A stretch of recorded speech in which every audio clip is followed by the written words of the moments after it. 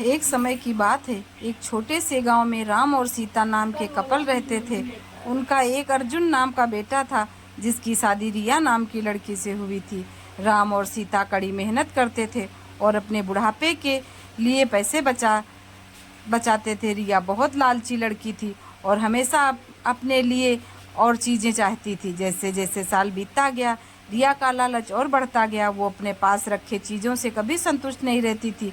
वो हमेशा अपने सास ससुर से महंगे तोहफे मांगा करती थी और उसके बचाए हुए पैसों में से भी कुछ हिस्सा अपने लिए मांगती थी। राम और सीता बहुत ही अच्छे पेरेंट्स थे, इसलिए उनकी सारी ज़रूरतों को पूरा करते थे ताकि परिवार में शांति बनी रहे।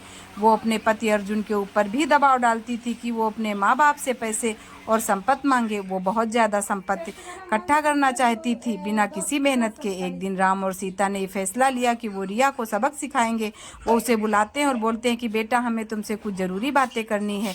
हमने ये फैसला लिया है कि वो अपनी जायदाद का कुछ हिस्सा अपने बच्चों में बांटेंगे और उसका कुछ हिस्सा तुम्हें भी देना चाहेंगे। रिया खुशी से झूम उठती है क्योंकि वो हमेशा से यही चाहती थी, लेकिन राम और सीता के मन में कुछ और ही चल रहा था।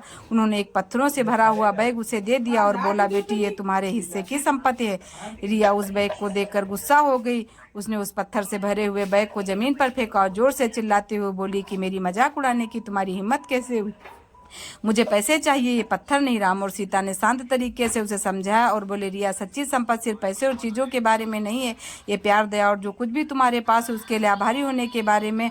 हमने तो हमेशा तुम्हें प्यार किया और तुम्हारी देखभाल की और ये पैसों की भी अधिक कीमती है। रिया को एहसास हुआ कि वो लालच में कितनी अंधी हो गई थी। उसको अपने लिए किए गए बर्ताव के लिए पछतावा होने लगता है। अपने सास और ससुर से माफ़ी मांगी और अपने तरीके को बदलने का वादा किया। उस दिन के बाद से उसमें बदलाव आया और वो एक अच्छी बहू बन गई। रिया के बदलाव की बात पूरे गांव में फैल गई और सभी ने एक बेहतर इंसान बनने के लिए उसकी प्रशंसा की। रिया अपने परिवार का ख्याल रखते हुए उसके बीच मिले के लिए आभारी होकर हमेशा खुश रहने लगी। सच्चा धन, प्यार, दया और जो हमारे पास है